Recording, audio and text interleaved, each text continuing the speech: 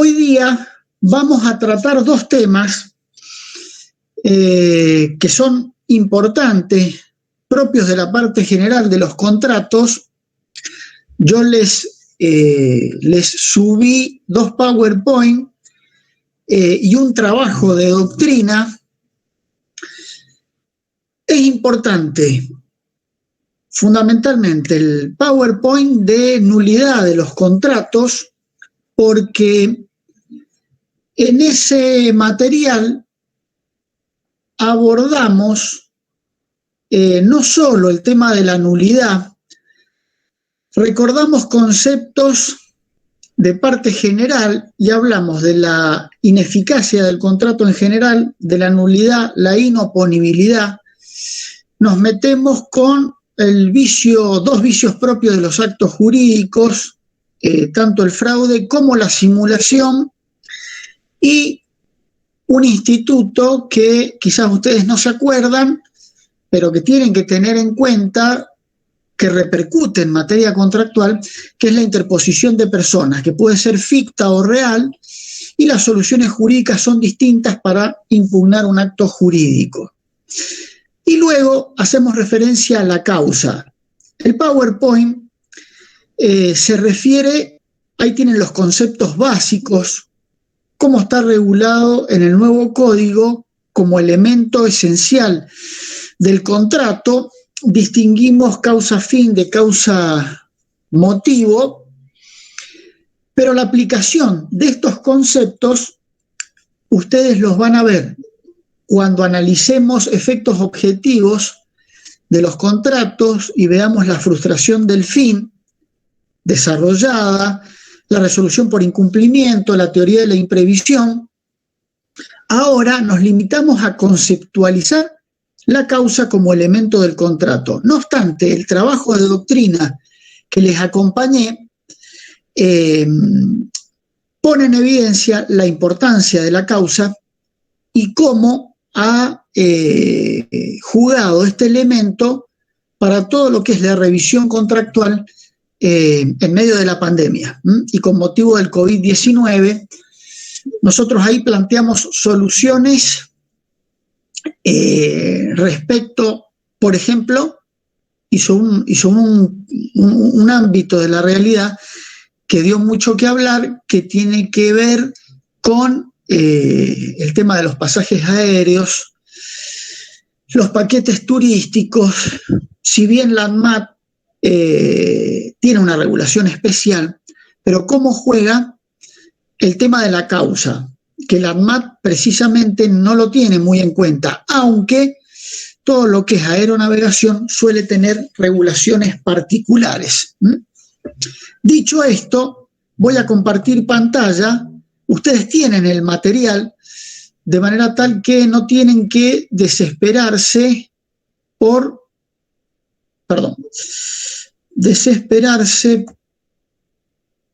copiar o tomar nota y demás. Permítanme, vamos al PowerPoint de nulidad. Ahí ven las diapositivas, ¿correcto? Sí, profe. Sí, profe, se ve. Bueno, acá vamos a repasar algunos conceptos que ustedes ven en parte general cuando analizan la teoría del acto jurídico. Su primer año normalmente lo terminan analizando nulidad de los actos jurídicos, de manera tal que les debe ser familiar cualquier anomalía con las filminas. Si bien ustedes tienen el material, si se queda trabada en alguna y yo sigo hablando, me avisan, no hay ningún problema. Como les digo, esto ustedes lo han visto en términos generales, en parte general, de manera tal que esto es un repaso, pero yo no recuerdo si ustedes, sí, entiendo que sí, porque el nuevo código entró a regir en el 2015, de manera tal que ustedes la teoría del acto jurídico la han visto por el nuevo código. Entiendo, ¿no? De manera tal que no van a tener dificultades. Pero luego nos vamos a meter en algunas cuestiones en particular. Pero el campo más fructífero para aplicar justamente las teorías de las nulidades, la ineficacia en general, la inoponibilidad, es en materia contractual. Y es importante ustedes que manejen estos conceptos porque los van a ver toda la carrera, desde parte general, contratos, luego en derecho concursal los vamos a ver nuevamente, sobre todo la teoría de la ineficacia y la inoponibilidad. Entonces, los actos jurídicos en general, de los cuales los contratos es una especie, un acto jurídico bilateral, tenemos dos especies de ineficacia. Esto ha sido una correcta y muy buena sistematización que hace el nuevo código en cuanto a la ineficacia de los actos jurídicos. Incluso terminológicamente pone orden. Entonces, la ineficacia es el género que tiene dos subespecies, la nulidad y la inoponibilidad. A ustedes les debe sonar, cuando hablamos de inoponibilidad, se van por la acción revocatoria, la acción de fraude, la acción pauliana, porque estamos en presencia de actos válidos pero inoponibles. La nulidad o invalidez sufre una vuelta de tuerca en el nuevo código porque ya eliminan la vieja clasificación de actos nulos o anulables. Hablamos genéricamente de acto nulo o inválido y sí persiste la clasificación entre nulidad absoluta y relativa. De manera tal que no vamos a leer estas filminas, ustedes tienen todo el material con buenos ejemplos, por lo tanto vamos a ir avanzando. Pero sí quiero dejar planteado el tema para que ustedes, cuando estudien la nulidad del contrato, no lo hagan simplemente con las disposiciones que están en la parte de los contratos. Hay que integrar contratos con la teoría del acto jurídico. Como ustedes saben, la nulidad es un instituto en virtud del cual le resta eficacia al acto jurídico y tiene efecto retroactivo y restitutivo, en virtud de un vicio que existe al momento de la celebración del acto. Cuando estudiemos dentro de unas clases resolución del contrato, van a ver ustedes que tiene efecto restitutivo, tiene efecto retroactivo, pero en virtud de hechos sobrevinientes a la celebración del contrato. De manera tal que tienen ustedes que ir diferenciando estos institutos que hacen a las vicisitudes del contrato, distinguir la nulidad, la resolución, la inoponibilidad, la revocación, la rescisión, porque tienen efectos jurídicos distintos. Y muchas veces ustedes en el ejercicio de la profesión van a tener que asesorar, y si tienen que privar de eficacia un contrato, tienen que saber cuál es la herramienta o el medio impugnativo que deben utilizar. Bien, ¿sí? No sé si está cambiando de diapositivas, pero creo que todos seguimos en la primera acá. Bueno, no. Siguen en la nulidad de los contratos. Ahí estoy en ineficacia de los actos jurídicos. No, profe, se ve la primera diapositiva. ¿Se ve si la está primera? En pantalla completa en PowerPoint, no se pasan en compartir pantalla. Ah, ¿no? No. Bueno, perfecto. A ver, volvamos. Vamos de nuevo.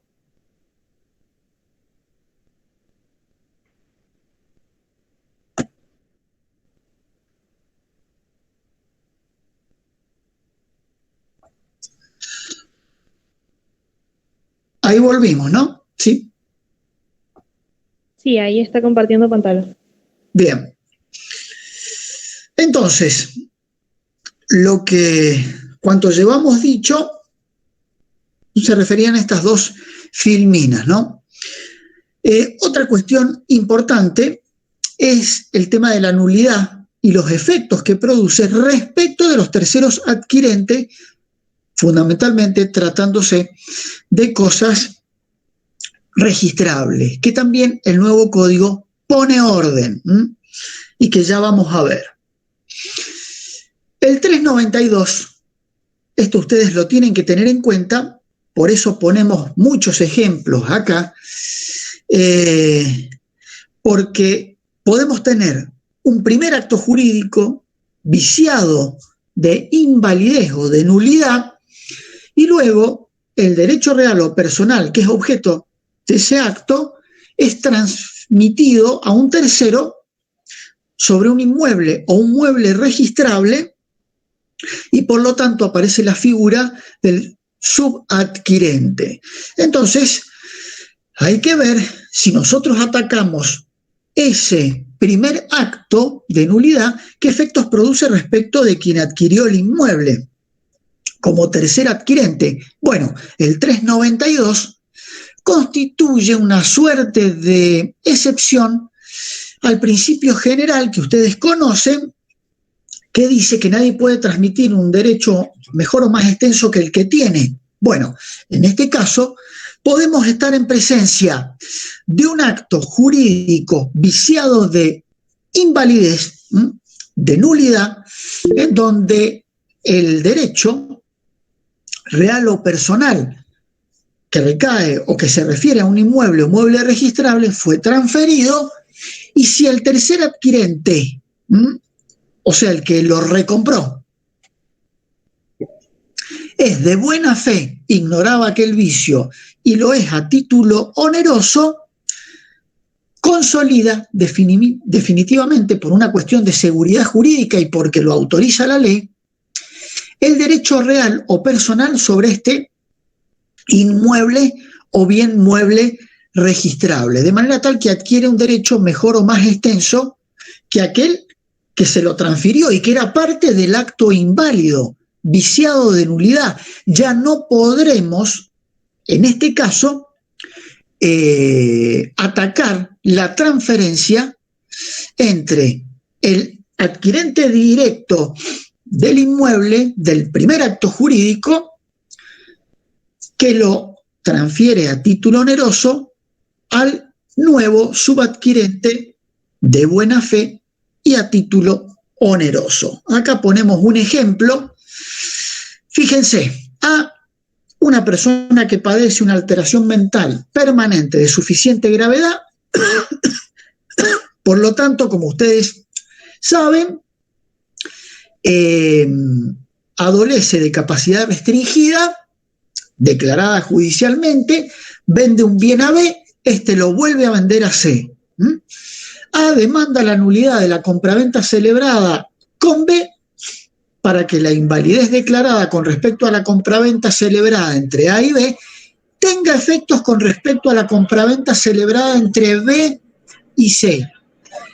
Increíblemente, el ruido que sienten es un helicóptero que está pasando, yo diría, a unos 500 metros de mi casa, lo cual me pone muy nervioso. Ahí se está yendo. Profe, sí. Creo que se quedó en la misma diapositiva de recién. ¿Sí?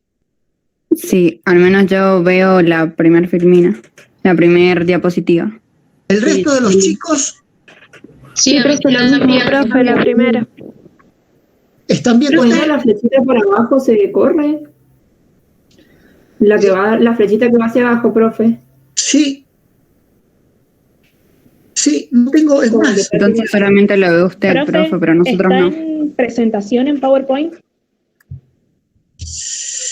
Ahí está, profe. Ahí se ve, profe. Ah, se corrió. O sea que, ahora sí, o sea que cuando yo pongo proyectar, ahí no lo toma.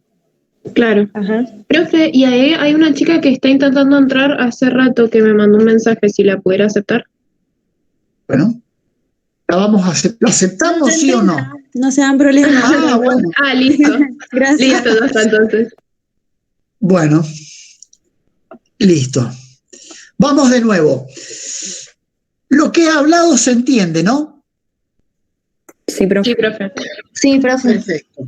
Bueno, entonces, como si amplío pantalla, veo que se traba la exposición del PowerPoint, es rarísimo, nos quedamos acá. Bueno, retomando entonces, para que la invalidez declarada con respecto a la compraventa celebrada entre A y B tenga efecto con respecto a la compraventa celebrada entre B y C, de modo tal que C se vea obligado a restituir el inmueble al señor A. En este escenario, para que prospere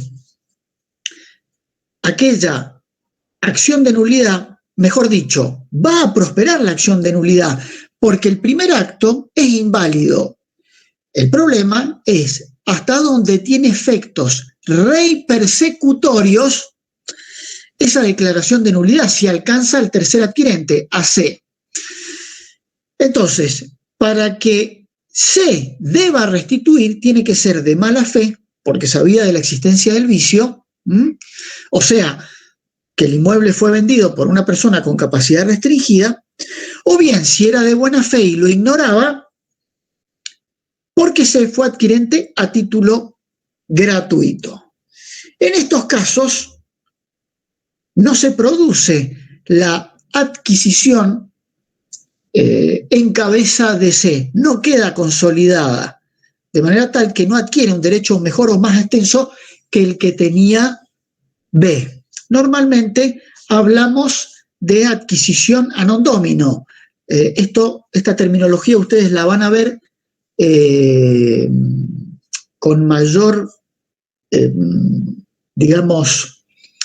con mayor practicidad en títulos valores, cuando lo veamos ahí, cuando el adquirente de un cheque o de un pagaré lo adquiere de quien se lo transfiere sin derecho o con un derecho viciado. Bueno, en este caso, el funcionamiento es similar, es parecido. Pero ¿cuál es la cuestión? Profe, perdón, ¿cómo es el nombre que dijo? Es un latinazgo que ustedes lo deben haber visto en parte general cuando estudiaron nulidad, pero que se repite y generalmente lo que quiere decir es que la adquisición a non domino es A-N-O-N domino. Quiere decir que quien lo adquiere de alguien que no es el dueño, o por lo menos que no tiene el derecho para disponer de él, como ocurre con B en este caso. Por aplicación del principio nemos plus iuris, nadie puede transmitir un derecho mejor o más extenso. B no podría transferirle un derecho perfecto a C. Sin embargo, por una cuestión de seguridad jurídica, la ley dice, si C es de buena fe y a título oneroso, vamos a consolidar la adquisición del derecho real o personal sobre el objeto transferido o transmitido, y no vamos a permitir que la nulidad de la compraventa celebrada entre A y B propague sus efectos. Ahora bien.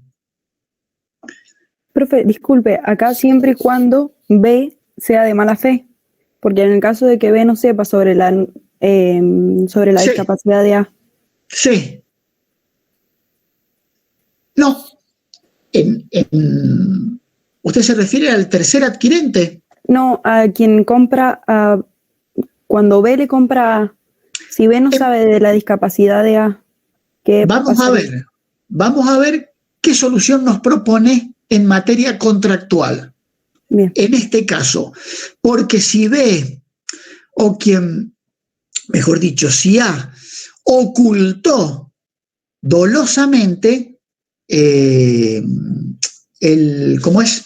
ocultó dolosamente la incapacidad o la capacidad restringida, tiene una regulación particular.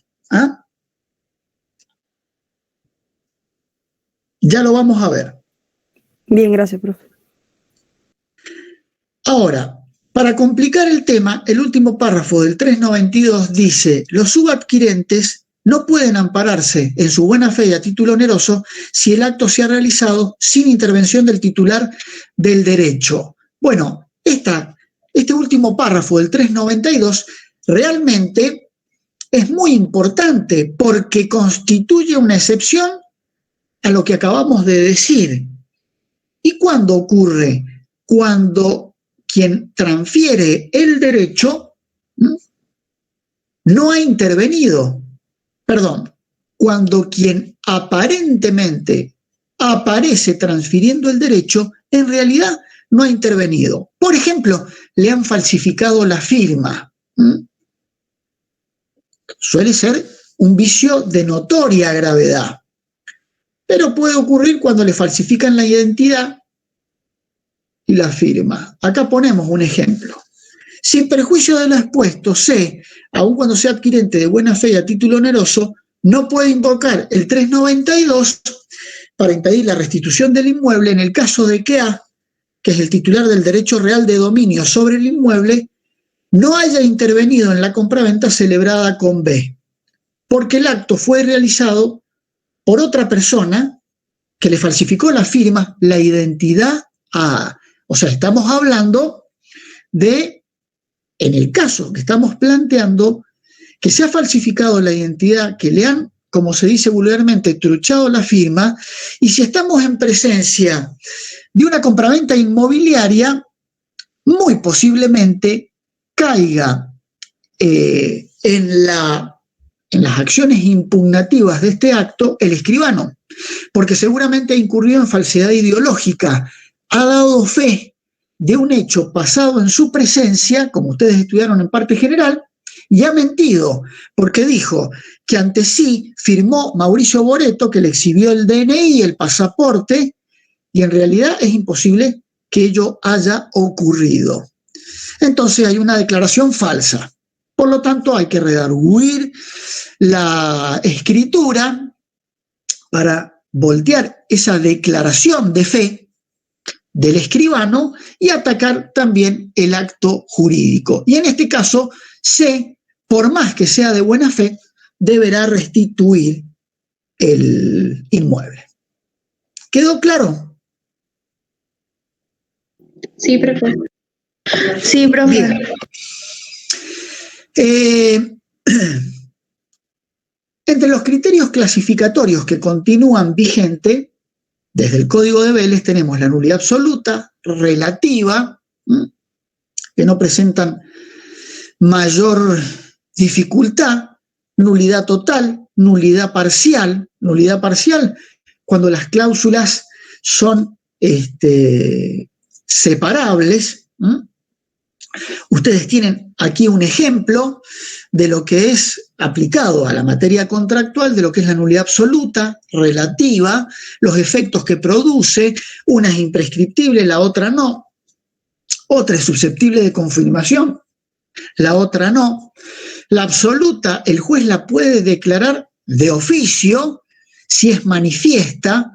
Acá rememoramos cuando hablábamos de vicio de nulidad y de anulabilidad. Recuerden ustedes que el criterio originario en Vélez era que los actos eran nulos cuando el vicio era manifiesto y anulable cuando necesitaban una investigación jurisdiccional o judicial. Bueno, este criterio se eliminó, no obstante se mantiene y es relevante porque si la nulidad es manifiesta o el vicio es manifiesto, puede el juez declararlo de oficio, aun cuando no haya sido peticionada, lo cual es una institución muy fuerte cuando estamos en presencia del derecho privado patrimonial, en donde generalmente nos manejamos con derechos disponibles. Bien, acá tienen otro ejemplo de nulidad absoluta, nulidad relativa, no presenta mayor problema. Pero fíjense,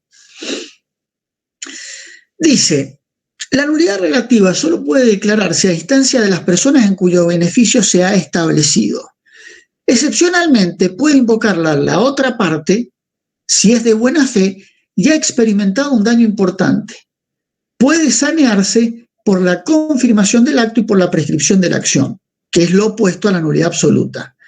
La parte que obró con ausencia de capacidad de ejercicio para el acto no puede alegarla si obró con dolo.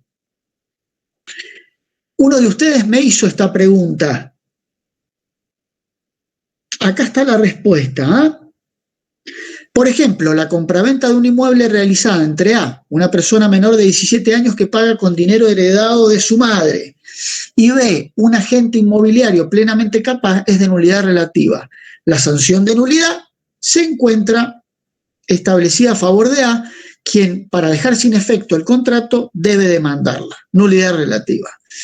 Sin embargo, si A utilizó documentación falsa, con lo cual le hizo creer a B que era mayor de edad, no podrá invocar la mentada nulidad desde que actuó con ardid, o sea, con dolo.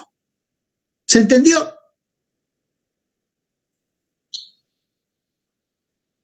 Sí, profe. Ok, bien. Sí, profe. Bueno, muy bien. Vamos a la nulidad. Ustedes disculpen, pero con esto que no puedo ampliar pantalla, estoy como en la prehistoria, manejándome con las flechitas para arriba, para abajo, que no pase a la próxima diapositiva, y tengo que estar calibrando cada una de ellas. Según el 396, el acto inoponible no tiene efecto respecto de tercero, excepto en los casos previstos por la ley. Bueno, ¿cuándo hablamos de inoponibilidad en materia contractual? Básicamente cuando el contrato está viciado de fraude, que es un vicio propio de los actos jurídicos. En esto tienen que irse a la parte general y recuerden ustedes que no es lo mismo vicio de la voluntad, en donde quien celebra el acto la tiene viciada, ausencia de discernimiento, error, violencia.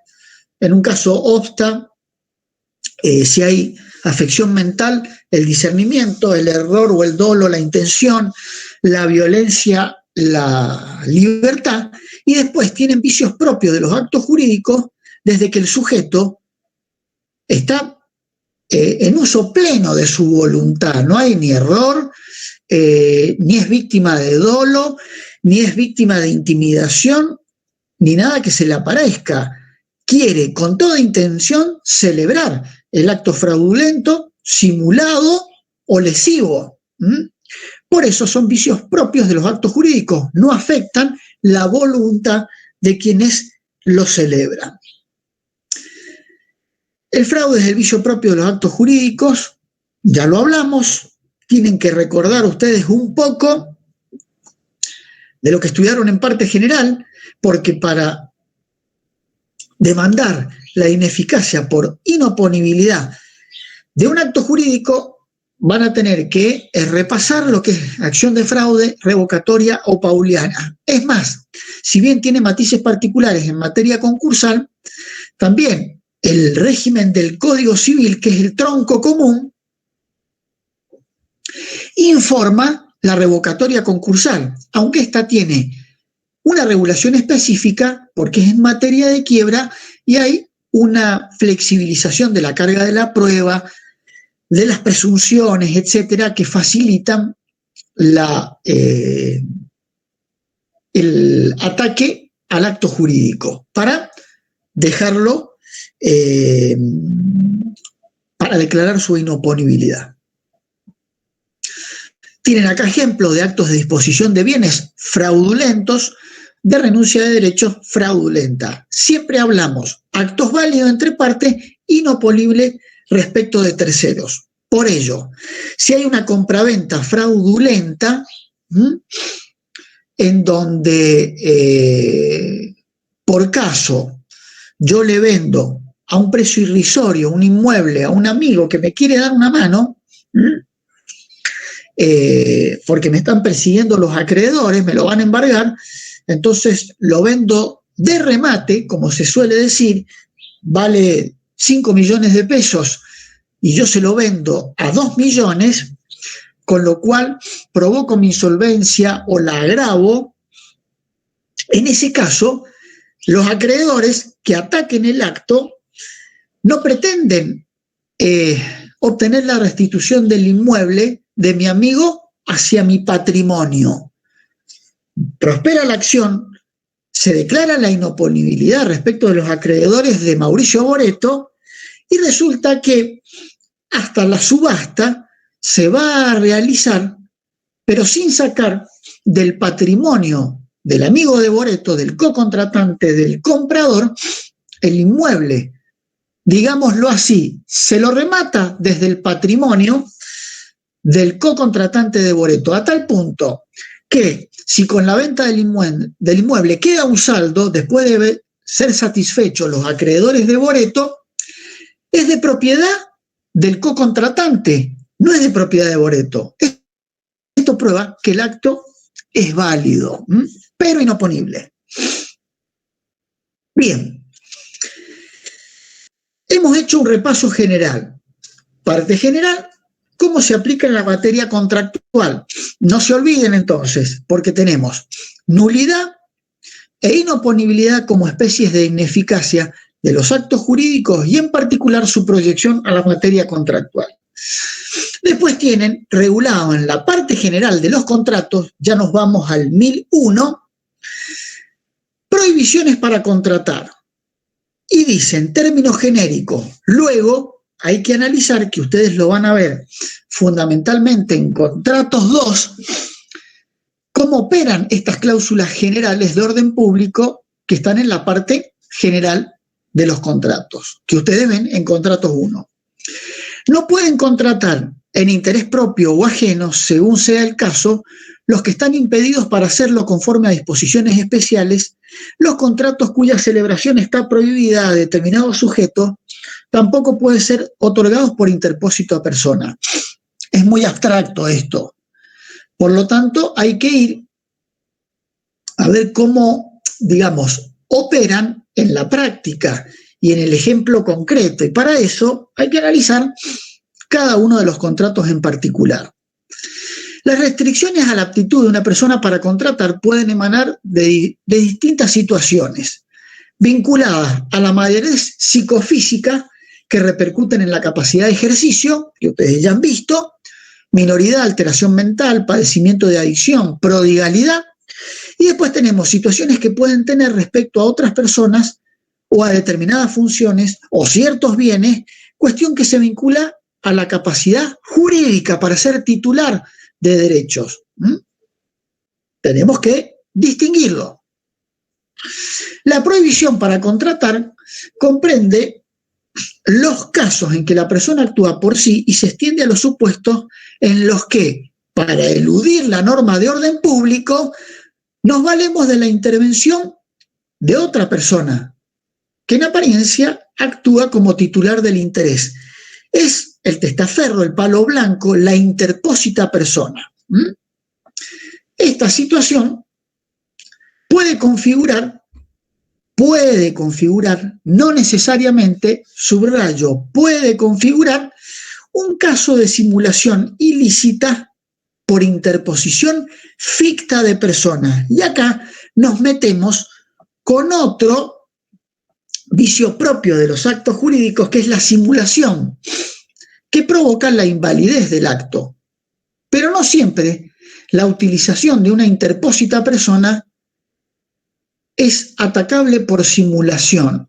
Ojo con eso.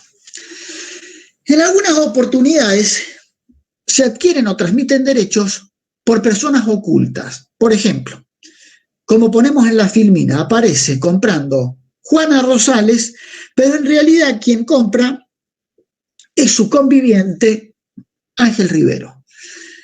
De manera tal que quien figura como adquirente de un derecho no es quien realmente lo adquiere, sino que actúa como representante oculto del verdadero destinatario. Estamos en presencia de los prestanombres, testaferros, etcétera, que si ustedes ven algún noticiero, algún programa político, leen los diarios, tenemos grandes ejemplos en la República Argentina de testaferros, prestanombres en materia de función pública y corrupción, que son los que han terminado presos por ser justamente prestanombres, testaferros de los verdaderos titulares del interés.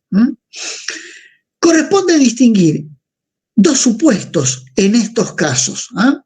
Según, y subrayo esto, el conocimiento que el transmitente del dominio del bien haya tenido respecto de quién es el verdadero adquirente. Esta es la clave. Conocimiento que el transmitente del dominio del bien haya tenido de quién es el verdadero adquirente. Si el enajenante conocía que quien compraba no era el real adquirente, se configura un caso de simulación ya que quienes intervienen en el acto, incluido el vendedor, que conoce que quien compra no es tal, en realidad se conciertan, se ponen de acuerdo para hacer aparecer un negocio jurídico que no responde a la realidad. En otras palabras, el transmitente del bien conoce y acepta la sustitución del comprador al tiempo de realizar o de celebrar el negocio jurídico. Por lo tanto, estamos en presencia de un acto simulado. En consecuencia, si con posterioridad se pretende declarar simulado el acto, por ejemplo, por un acreedor del verdadero comprador que quiere embargar ese bien, tanto el vendedor cuanto el comprador aparente y el comprador real deberán ser demandados. Caen todos, porque todos se han puesto de acuerdo para celebrar un acto simulado, aparente, que en este caso es ilícito, porque quiere perjudicar a un acreedor. En cambio, si el enajenante ignoraba que el adquirente no era el compareciente, estamos ante un supuesto de interposición de personas, así se lo llama el instituto y ustedes lo van a conocer en la bibliografía. Es simulación versus interposición de personas. Ustedes saben que el acto simulado puede ser porque yo simulo la causa, simulo quienes intervienen, simulo la fecha, simulo el objeto, etc. Puedo simular distintos elementos del acto jurídico. Cuando nos referimos a los sujetos, tenemos la simulación versus la interposición de personas, pero la simulación es una interposición de personas. Lo que pasa es que es interposición ficta de personas versus interposición de personas, que es una interposición real de personas, porque no estamos en presencia de un acto simulado. En este caso, el tercero adquiere efectivamente el bien que se le transmite, no de manera simulada, no es un palo blanco, aunque en realidad, ojo con esto, lo hace como mandatario oculto del verdadero titular. Pero lo ignora el transmitente. En la interposición real de personas no hay simulación, pues el transmitente ignora que ha tratado con un testaferro de otro, de un tercero. O sea, hay testaferro, pero el testaferro, el único que sabe que es tal, es quien se lo propuso, el tercero que adquiere con motivo del acto, pero quien vende, quien transfiere, no sabe que en realidad es un mero intermediario. En otras palabras, el transmitente no conoce la sustitución, por lo que entiende contratar con la persona que figura en el acto. Por ejemplo, Rosa y Juan conviven en pareja estable. Rosa compra a Ricardo un inmueble, pero el verdadero adquirente es Juan. Ricardo ignora que Rosa carece de bienes y que el dinero proviene de Juan. Simplemente escritura a nombre de quien aparece como el comprador. Esto, en principio no es ilícito y es lo que suele ocurrir o puede ocurrir en el ámbito del tráfico negocial. En realidad, compra la esposa, compra el esposo, y quien tiene el dinero, los ahorros, es la esposa. Sin embargo, se escritura a nombre del esposo. Esto puede sí traer problemas enormes desde el punto de vista fiscal, pero ese es otro tema. Y todas las normas que existen en la Argentina sobre blanqueo de fondos y demás. Pero lo cierto es que en el ámbito jurídico, desde el punto de vista teórico, puede presentarse esta situación. En la interposición de personas no hay simulación, sino mandato sin representación. Ojo con esto, que el mandato no siempre es representativo, son dos institutos distintos. En el mandato, el mandatario contrata en nombre propio, pero en interés ajeno. Si yo quiero que el mandatario obligue al mandante, le tengo que dar poder. Y el mandato recién ahí va a ser representativo.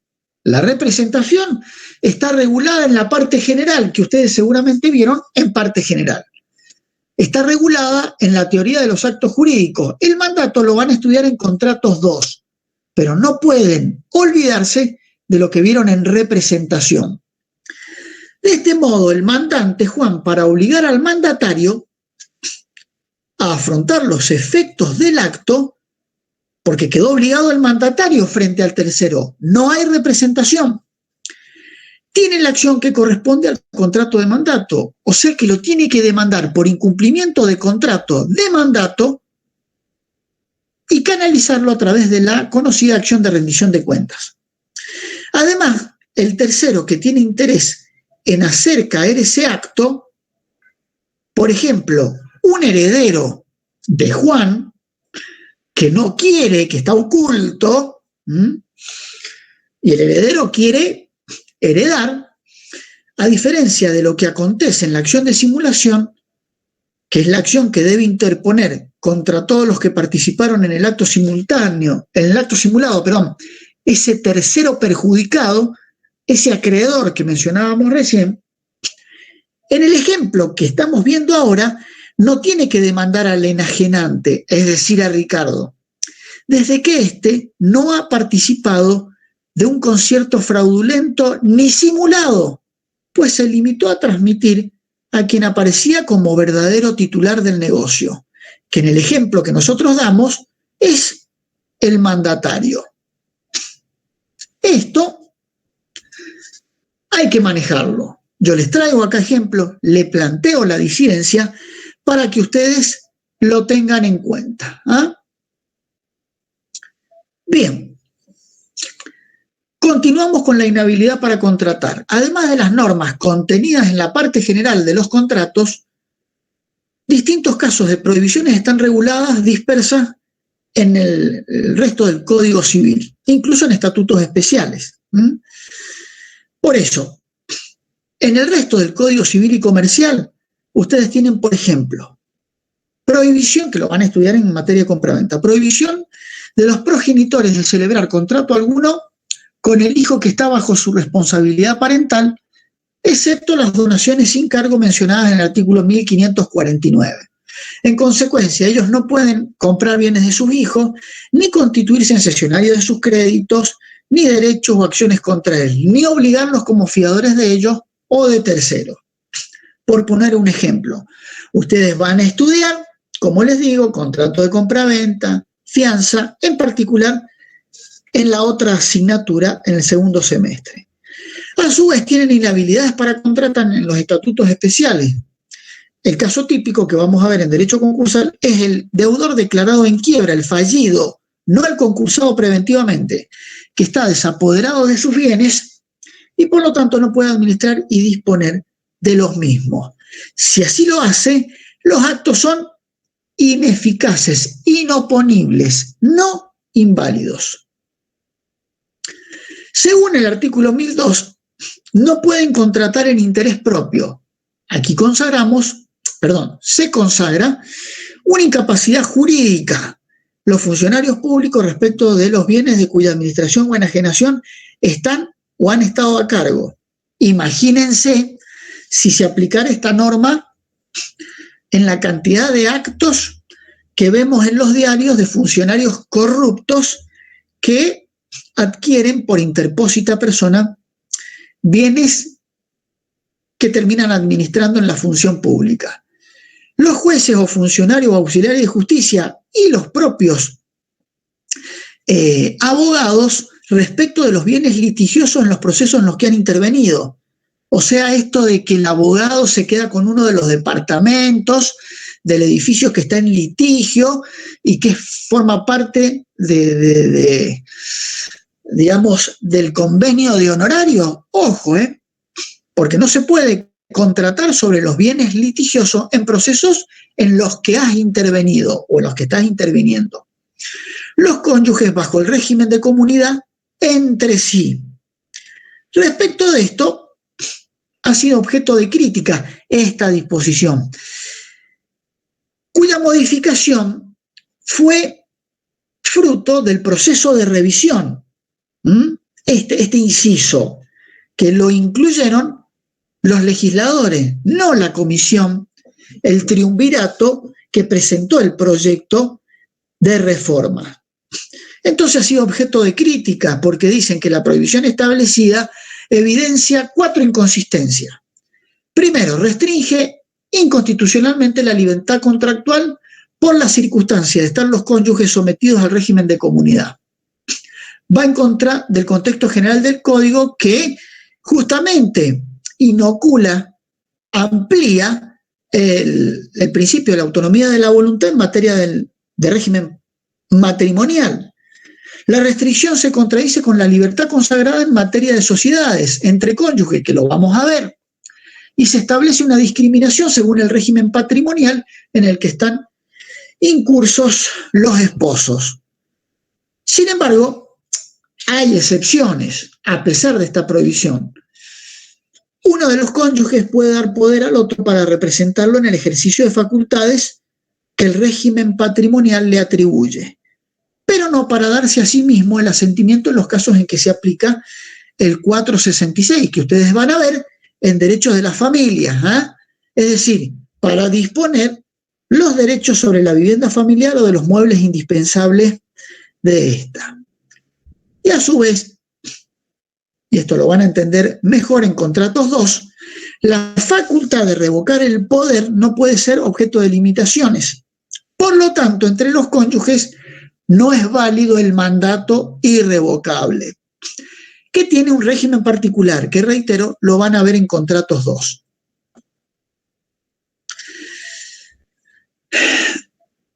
La regla es la prohibición de contratar. Sin embargo, hay excepciones legales. Así como les mencioné el mandato, está también el pacto sobre herencia futura.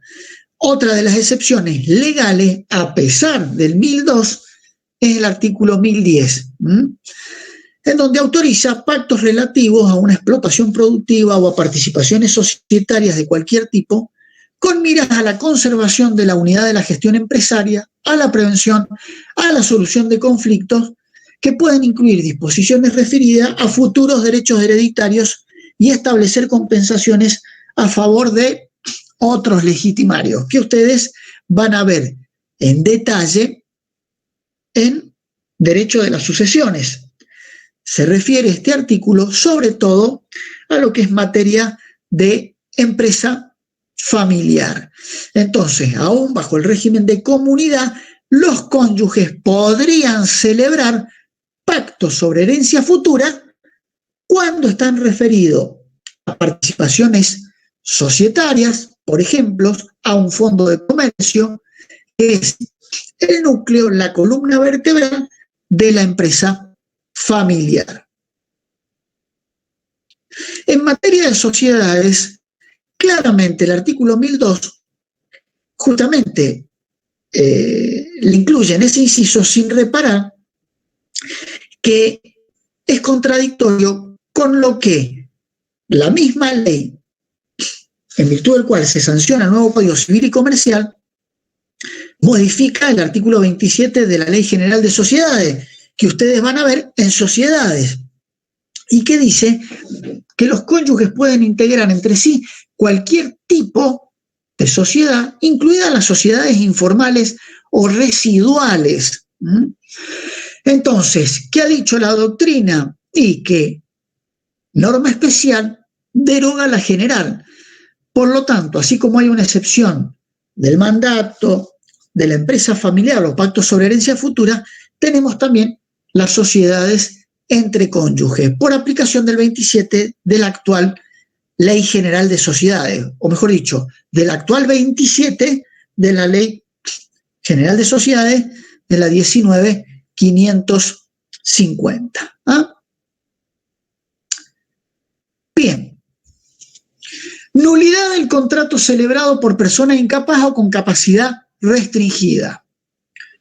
¿Qué dice el artículo 1000? Declarada la nulidad del contrato celebrado por la persona incapaz o con capacidad restringida, la parte capaz no tiene derecho para exigir la restitución o el reembolso de lo que ha pagado o gastado, excepto si el contrato enriqueció a la parte incapaz o con capacidad restringida y en cuanto se haya enriquecido.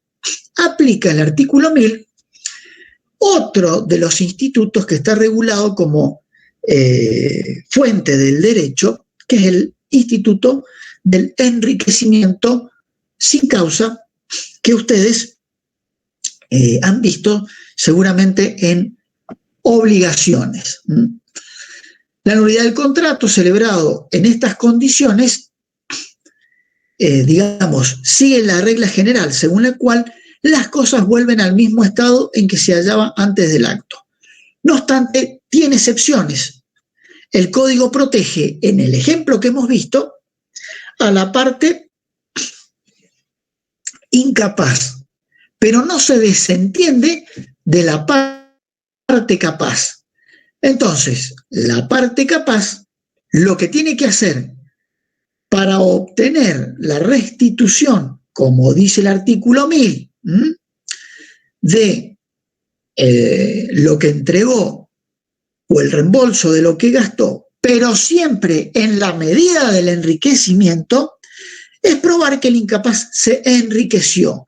Y con esto, lo que busca el legislador es, si bien proteger al incapaz, no generar indirectamente un desequilibrio contractual tal que desproteja totalmente a la parte capaz, y lo único que avale es que la persona incapaz se enriquezca a costa de la parte capaz. No obstante, si por disposición de la parte general de los actos jurídicos, como vimos, la parte incapaz utilizó dolo para engañar, ahí no podrá ni siquiera ampararse en este artículo 1000. ¿Quedó claro? Sí, profe. Tengo una pregunta. Sí. Vio que dijo que el abogado no puede hacerse con algún bien en el cual haya participado en el litigio. Sí. Estoy bien. Sí. ¿Hay un tiempo de prescripción para ese caso? O sea, supongamos, yo estuve participando en un litigio donde está en disputa 2 departamentos. Y después de 30 años, yo ahora quiero comprar ese departamento porque justo conocí al cliente, porque fue cliente mío, y le digo, che, mira, te quiero comprar el departamento. O algo similar. ¿No habría problema? Mire, la norma, está muy bien su pregunta, la norma dice en los cuales interviene o haya intervenido. A ver, yo le contestaría que en principio, donde la ley no distingue, el intérprete no podría distinguir. Pero está muy bien su pregunta, porque ¿qué acaso transcurrido, no 30 años, 10 años, yo me olvidé del pleito, hasta pude haberme olvidado de mi cliente? Prácticamente es como colocar ese inmueble fuera del comercio respecto de una determinada persona, lo cual no sería una interpretación razonable. Pero lo cierto es que la norma lo que está vedando es que quien es parte o quienes han sido parte del litigio, no solo con quien celebró contrato profesional el abogado, su cliente, sino también con la otra parte, porque no sé, están discutiendo una acción reivindicatoria, en una acción de reivindicación, o en un desalojo, o en una acción de desposesión, o etcétera, etcétera. En ese caso, si es por quienes son parte directa del pleito y la norma no distingue, de manera tal que un tiempo razonable, entiendo yo. ¿Y cuál sería un tiempo razonable? Y aquel en virtud del cual usted de algún modo se asegure que no hay conflicto de intereses. y que por lo tanto el abogado no estuvo litigando en contra del cliente, desprotegiéndolo, porque sabe que tiene para cobrar un hermoso departamento que es objeto del pleito. La cuestión es que la norma no lo dice, entonces usted podría interpretarla en el sentido del plazo de prescripción de 5 años, que es el plazo genérico.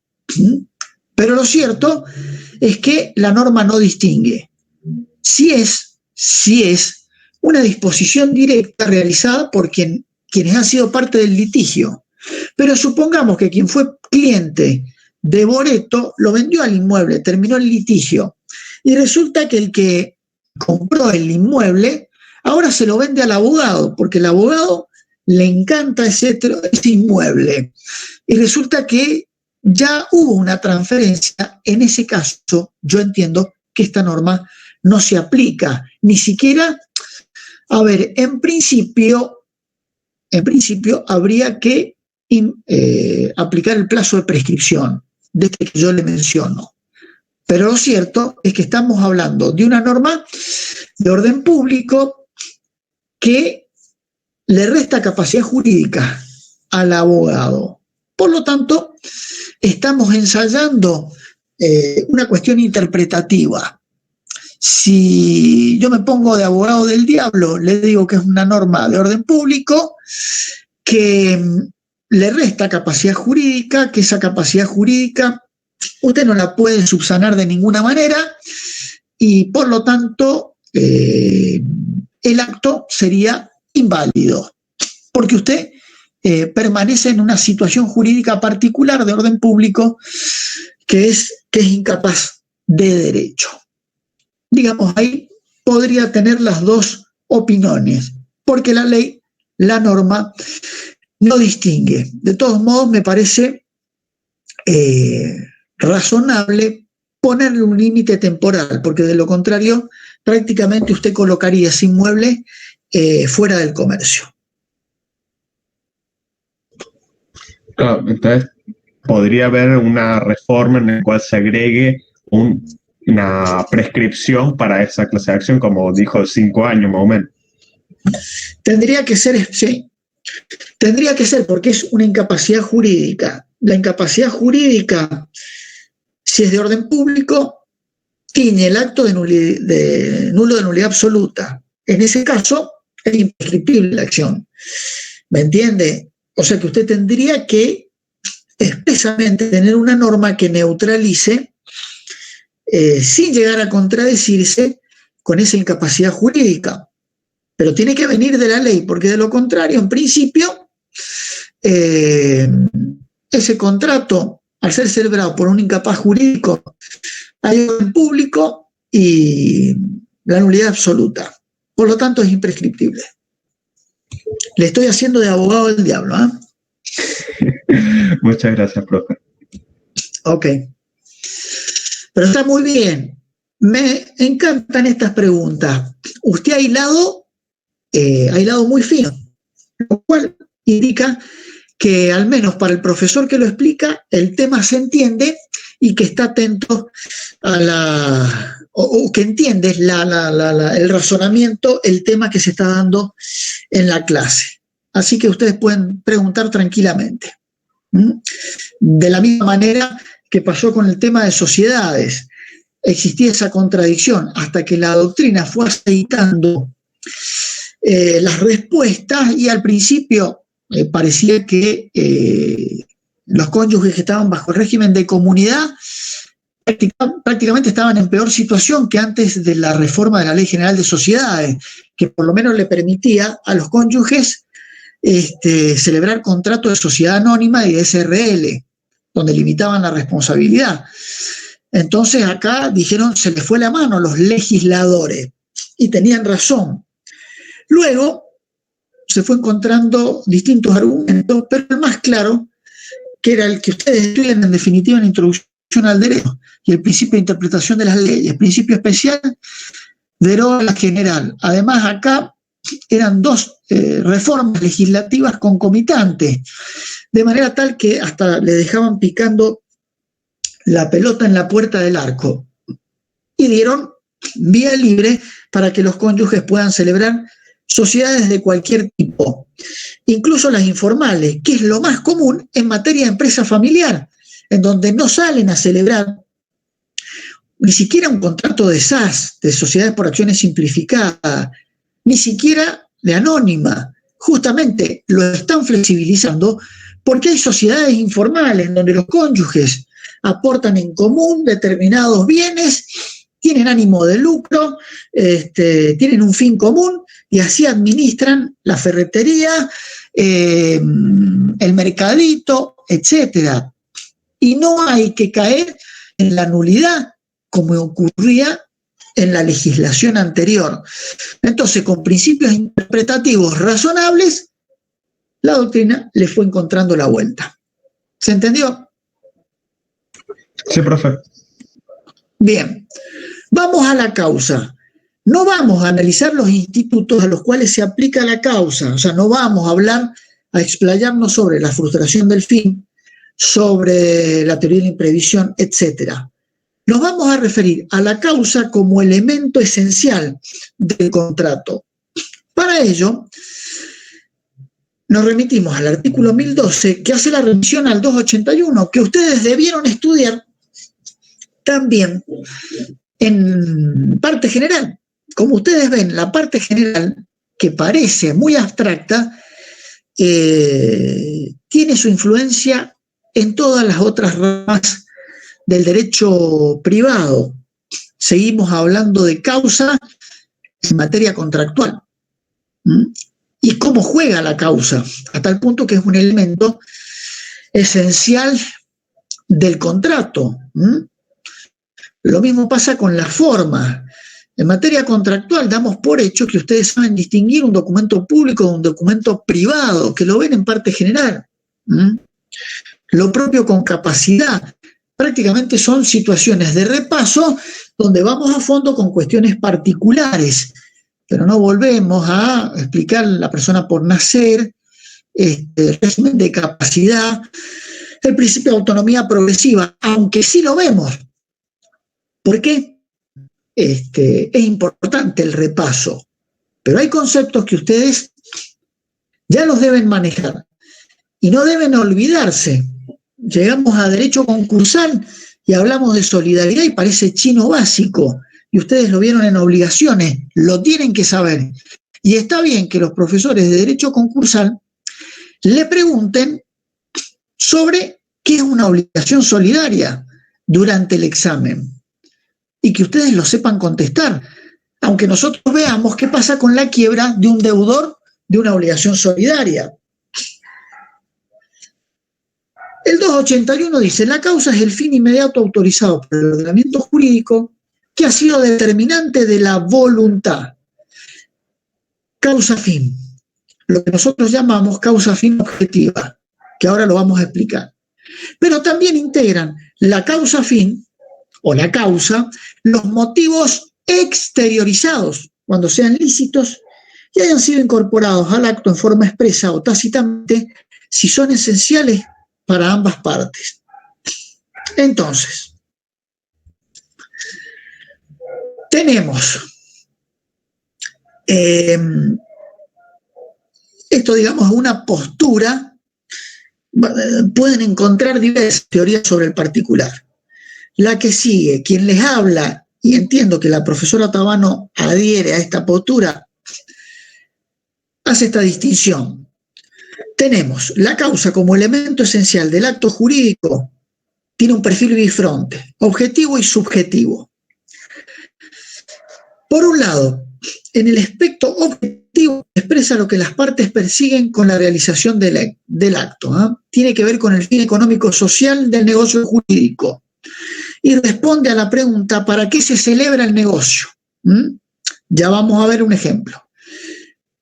La causa objetiva en el negocio de la compraventa implica para el comprador la obtención del dominio de la cosa, para el vendedor la disponibilidad del precio. Por eso, cuando ustedes ven la teoría de la causa en materia contractual, en materia de acto jurídico, y ven la teoría causalista, la neocausalista, la anticausalista, y escuchan o leen en la bibliografía que la causa es aquella que es siempre la misma en todos los actos, que se repite, y claro, porque la causa fin objetiva para la compraventa es siempre la misma. El comprador quiere adquirir el dominio de la cosa y el vendedor adquirir la disponibilidad del precio, y eso se repite en todas las compraventas, sea de un inmueble, de un anillo, de un mueble, de un auto, etc. Lo que varía es la causa final, que llamamos nosotros subjetiva, que es el interés o móvil concreto que llevó a las partes a celebrar el acto, que no siempre se exterioriza y que responde a la pregunta ¿por qué se contrata? Entonces, si es la compraventa de un inmueble, el motivo determinante, el motivo concreto, el interés concreto es: compro el inmueble porque quiero adquirir el dominio, causa fin objetiva, para instalar mi estudio jurídico, causa fin subjetiva. Y quien me vende quiere adquirir la disponibilidad del precio, causa fin objetiva. ¿Para qué? Para irse, una vez que termine la pandemia, para viajar a Europa. Por eso quiere la plata para pagar el paquete turista, ya que hay ofertas por todos lados. ¿Cuál es el tema?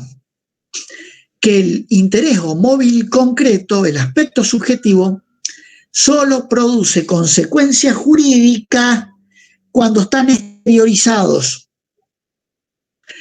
y son lícitos y hayan sido incorporados al acto en forma expresa o tácitamente,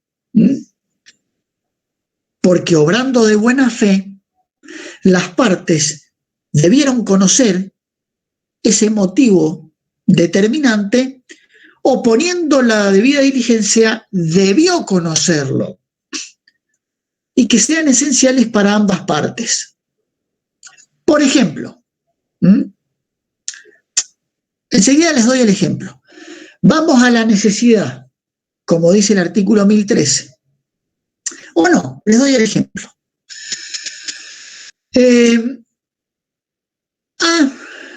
Desea celebrar un contrato de locación de un galpón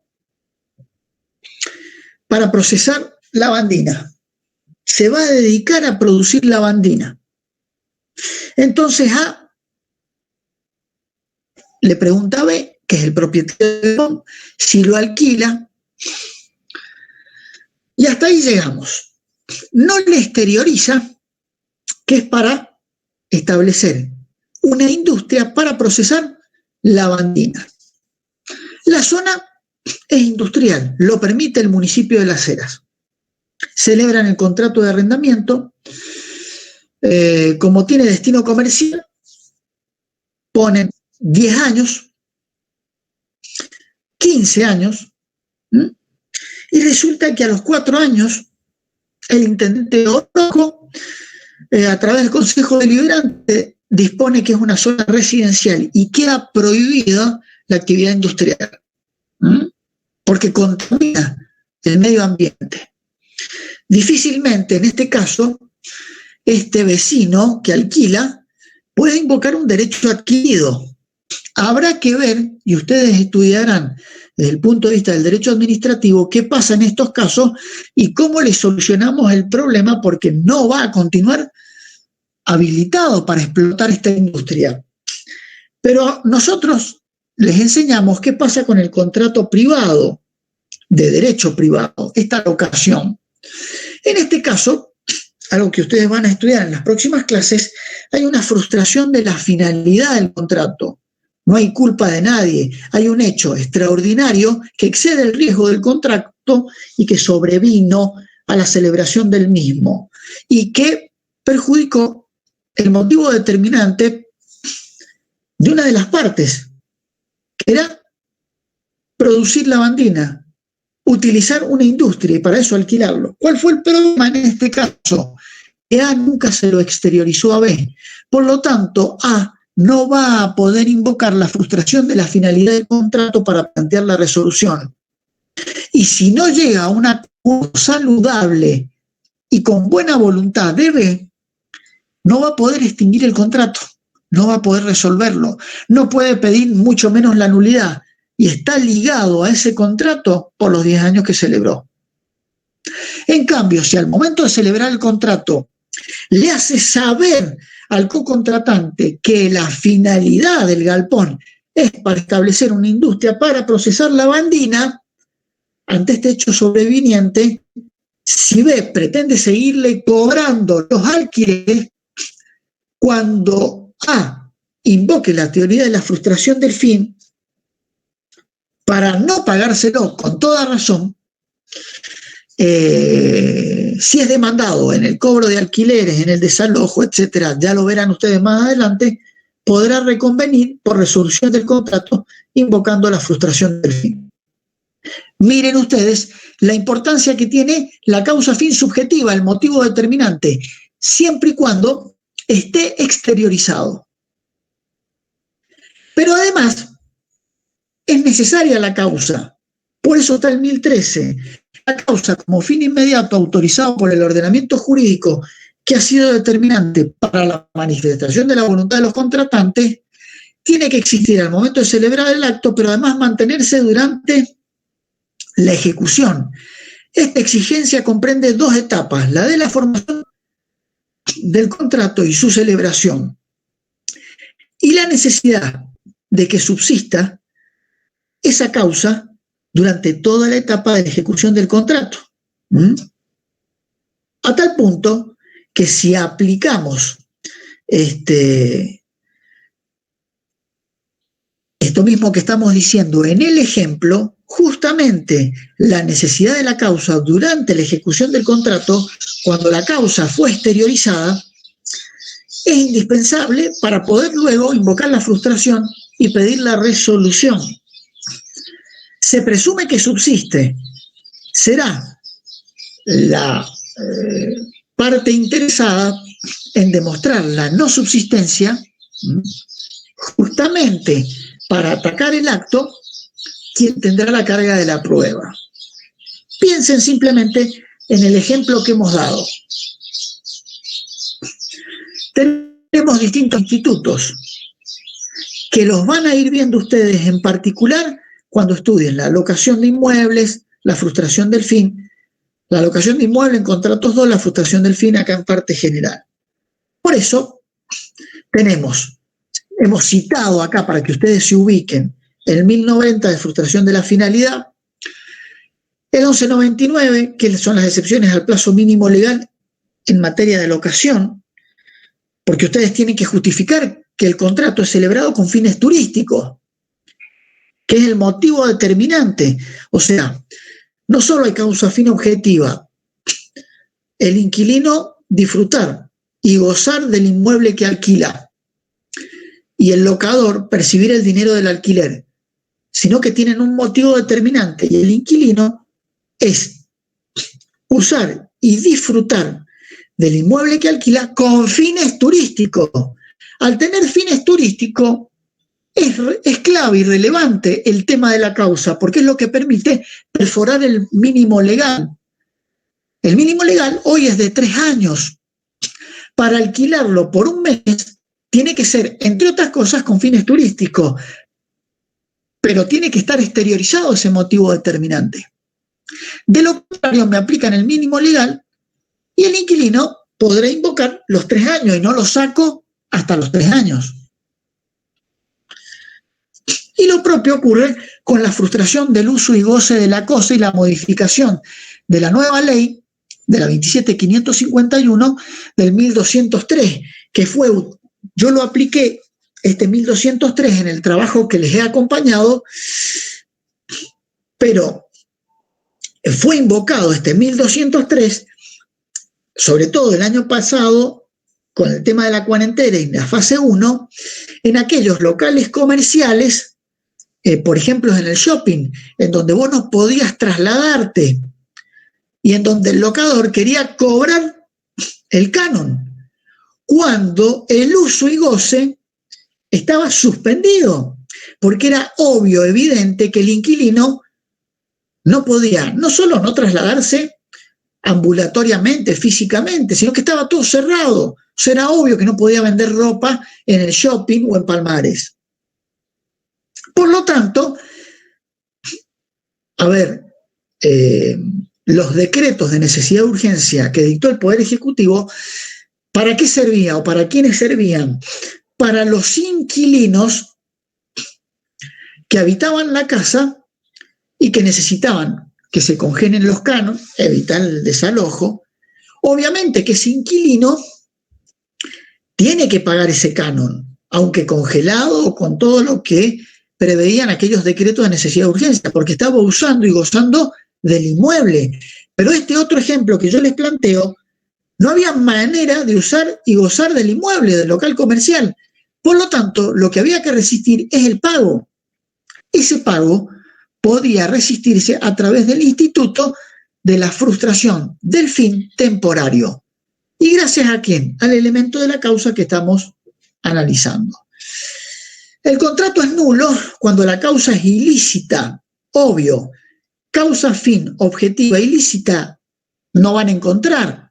¿Por qué? Porque la compraventa en sí mismo implica transferencia de la propiedad de una cosa a cambio del pago del precio. Eso sí no es ilícito. La ilicitud viene de parte, perdón,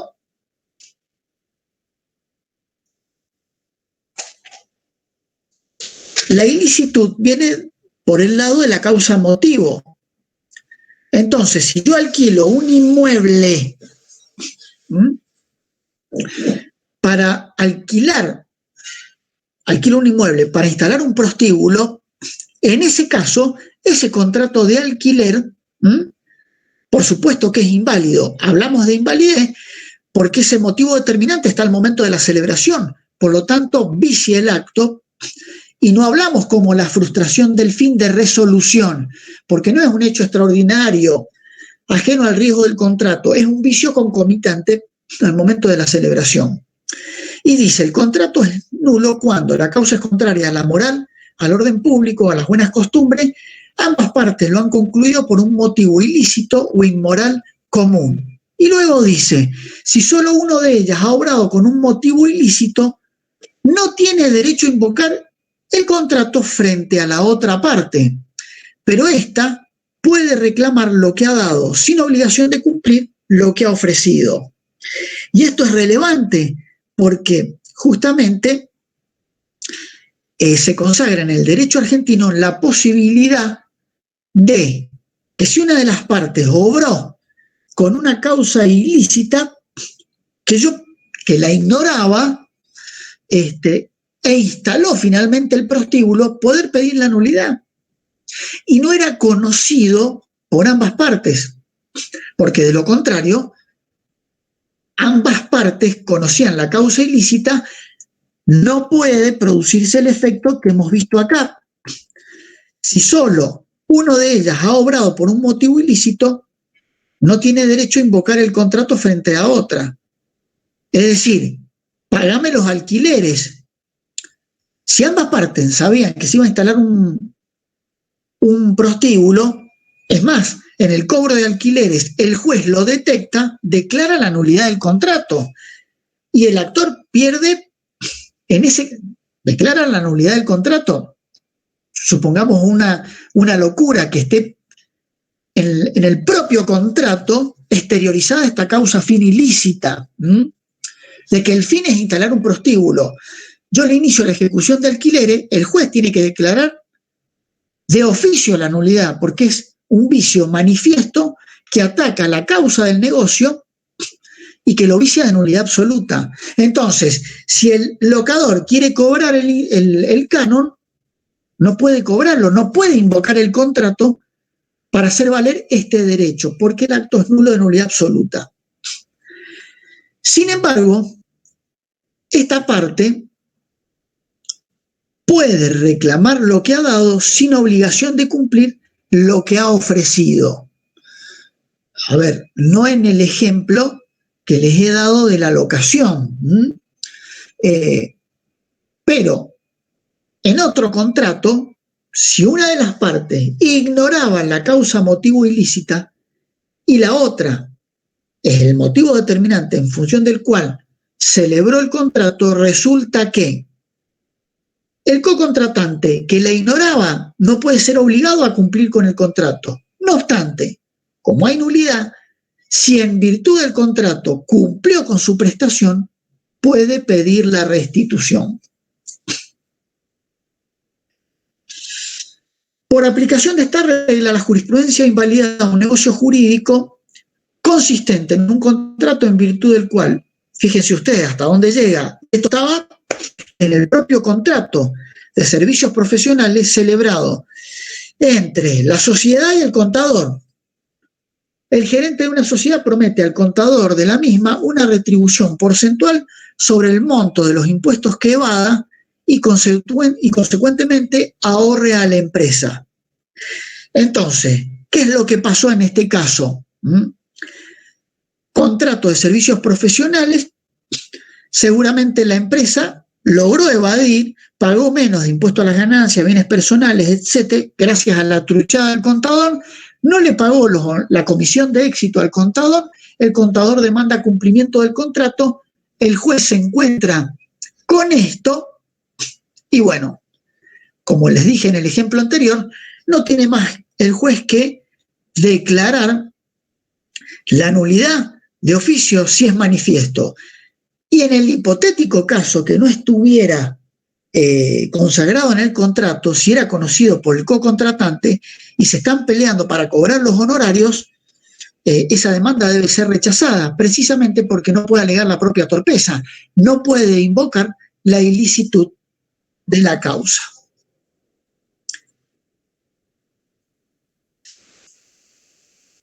¿Se entendió? Sí, profe. Sí, profe. Sí, profe. Bueno, tienen mucho material con esta clase. Son temas relativamente complejos, de manera tal que, bueno, espero que les sirva, digamos, para ir al hueso con estos institutos, el de la nulidad, la inoponibilidad, la interposición de personas y el tema de la causa, que es un tema interesante por los efectos que tiene y cómo repercute sobre todo en materia contractual. Bueno, seguramente nos veremos dentro de una semana, creo que con efectos objetivos. ¿Ah? Será hasta la próxima. Chao, Gracias, profe. Chao, profe.